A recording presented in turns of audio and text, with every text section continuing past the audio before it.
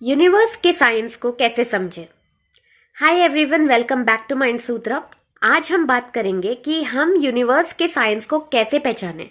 अगर हम lost feel कर रहे हैं, हमें डायरेक्शन नहीं पता आगे कैसे लेना है, तो हम कैसे समझ सकते हैं कि हमारे लिए क्या बेस्ट है। तो यूनिवर्स के साइंस हमारे लिए अच्छे या बुरे नहीं होते हैं, वो हमारे ग्रोथ के लिए होते हैं। तो वो ग्रोथ तो इन दी एंड अच्छा ही होता है, बट हो सकता है वो जर्नी आपको थोड़ी टफ लगे। पर ये साइंस पहचानना जरूरी है कि यूनिवर्स हमारे हमसे किस तरीके से कम्युनिकेट कर सकती है। तो एज पर माई रिसर्च काफी सारे जो लोग इन टॉपिक्स पे बात करते हैं, तो कंसिस्टेंटली 4 या 5 चीजें सब रिपीट करते हैं। तो पहला साइन है using joy as a navigation tool. तो जो भी एक्टिविटीज में आपको जॉय फील हो, ओके, तो वो साइन है कि आपको उस पाथ पर आगे बढ़ते रहना है। तो जॉय और प्लेजर में थोड़ा डिफरेंस है। प्लेजर मोमेंटरी होता है और जॉय लॉन्ग लास्टिंग होता है। और जॉय इंटरनल होता है। लाइक अगर आप कोई जैसे कि आप चॉकलेट खा रहे हैं, okay, so that gives you pleasure. आपको एक सेंसरी टेस्ट फील हो रहा है, वो आपके लिए प्लेजर है। But Joy might be more than that, मतलब वो लॉन्ग लास्टिंग इफेक्ट, वो जो फीलिंग है वो लास्टिंग रहे आपके मन में, वो जॉय हो सकता है। जैसे कि कोई बच्चे के साथ खेलना, या फिर कोई आपका जो पैशन है उसे फुलफिल करना। लाइक जैसे आपको पेंटिंग पसंद है, उससे आपको खुशी मिलती है, वो एक तरीके से हम जॉय बोल सकते हैं, जिसमें आपको समय कैसे निकल रहा है वो पता नहीं चल रहा है। ओके, एंड दूसरा जो साइन है, सो इसका मतलब क्या है कि अगर आप जो पाथ पर हैं वो जॉयफुल है, तो वो आप एज अ कंपस यूज कर सकते हैं कि आपको उसी पाथ पर आगे बढ़ते रहना है। वो एज अ साइन है यूनिवर्स का कि आपके लिए वो पाथ सही है।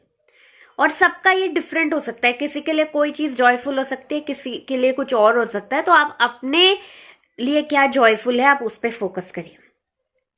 दूसरा है using pain as a warning sign. तो कई बार हमें बॉडी में पेन्स होते हैं, तो ये हेल्थ एलिमेंट्स तो हैं, बट ये कहीं ना कहीं ये इशारा है कि हम कुछ चीज पर ध्यान नहीं दे रहे हैं। कई बार हमारे जो इमोशनल ब्लॉक्स होते हैं, कोई स्ट्रेस होता है, कोई टाइप की वरी होती है, वो हमारे फिजिकल बॉडी में पेन के रूप में, हेल्थ एलिमेंट्स के रूप में मैनिफेस्ट हो जाती है, अगर वो ज्यादा प्रोलॉन्ग रहे तो इसे भी हमें as a warning sign use करना है और उन चीजों को कम करना है जिसके कारण हमें ये पेन हो रहा है। अगला पॉइंट है something stuck in your head. तो कई बार होता है कि हमारे दिमाग में कोई गाना बार बार आ रहा है, या कोई सपना है जो बार बार आ रहा है हमारे मन में जब भी हम सोते हैं। तो ये एक टाइप का साइन है कि हमें उस चीज पर ध्यान देना जरूरी है। तो इसके बारे में आप जर्नल करिए, कौन से सॉन्ग्स रिकरिंग है या कौन से जो सपने हैं, ड्रीम्स है, वो बार बार आपको आ रहे हैं। तो ये कुछ ना कुछ हमारे सबकॉन्शियस का डीप डिजायर है, और ये भी एक तरीके का यूनिवर्सल साइन होता है कि आपको वो चीज पर ध्यान देना है अभी। अगला पॉइंट है लिसन टू योर इंट्यूशन। तो हम सबके अंदर एक इनर वॉइस होता है जो हमें गाइड करते रहता है, और हमारे जो डे टू डे डिस्ट्रैक्शंस में हम इतने खो जाते हैं कि हम सबको भूल चुके हैं कि ये इनर वॉइस को कैसे सुने। तो इसे प्रैक्टिस से हम इम्प्रूव कर सकते हैं। मैं भी इसमें परफेक्ट नहीं हुई हूँ, बट मेडिटेशन या जर्नलिंग के थ्रू आप अपने अंदर की वॉइस से वापस कनेक्ट कर सकते हैं।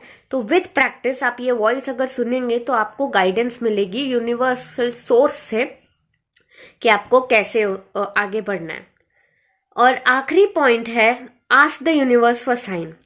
तो ये काफी डायरेक्ट मेथड है। तो जब आपको एकदम डेस्परेटली कुछ जानना है, तो आप डायरेक्टली यूनिवर्स से पूछ सकते हैं कि आप कुछ ऐसा साइन दो यूनिवर्स की आगे मुझे क्या करना चाहिए, या ये स्टेप मेरे लिए सही है या नहीं।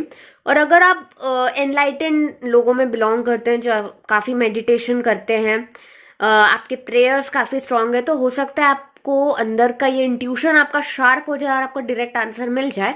बट हम जैसे ऑर्डिनरी लोगों के लिए आप ऐसा भी कर सकते हैं कि कुछ स्पेसिफिक साइन मांगिए कि अगर मुझे 24 घंटे के अंदर या 48 आवर्स के अंदर या 72 आवर्स के अंदर मुझे ये साइन अगर दिख जाता है, मतलब कि मुझे इस पाथ पे आगे जाना है।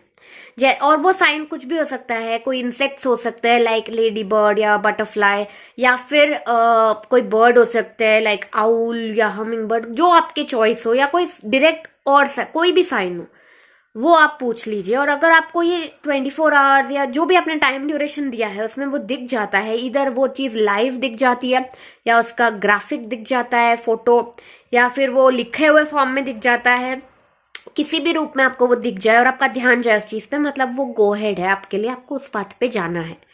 और लेट मी रिपीट कि ये सही या गलत पाथ नहीं है, ये वो पाथ है जो आपके ग्रोथ के लिए बेस्ट है, जो आपके स्पिरिचुअल अवेकनिंग है उस प्रोसेस में जाने के लिए ये लाइन, ये पाथ आपके लिए सही होगा। तो कई बार लोग बोलते हैं कि यूनिवर्स ने ये साइन तो दिया बट मुझे वो पाथ पे जाके वो रिजल्ट नहीं मिला जो मैंने सोचा था। बट इंटेंशन वो नहीं है, इंटेंशन है वो प्रोसेस को एक्सपीरियंस करना ताकि आप इवॉल्व हो सकें, जो आपके ग्रोथ के लिए बेस्ट है। तो इस चीज को ध्यान में रख के जरूर आजमाइए ये साइंस। और आप कौन से साइंस यूज करते हैं यूनिवर्स से कम्युनिकेट करने के लिए, उसे भी कमेंट करके बताएं। मैंने एक बुक पढ़ी थी द एल्केमिस्ट, उस पर मैंने एक वीडियो बनाया, उसमें इस बारे में ऑथर ने काफी लिखा है कि लैंग्वेज ऑफ द यूनिवर्स क्या है। तो उस वीडियो को भी आप जरूर देखिए, मैं लिंक कर दूंगी ऊपर। And thank you so much for watching. सारे लिंक्स डिस्क्रिप्शन बॉक्स में आप चेकआउट कर लीजिए। इसी टॉपिक पे इंग्लिश में ब्लॉग और पॉडकास्ट भी है। And I will see you in another video. Till then bye.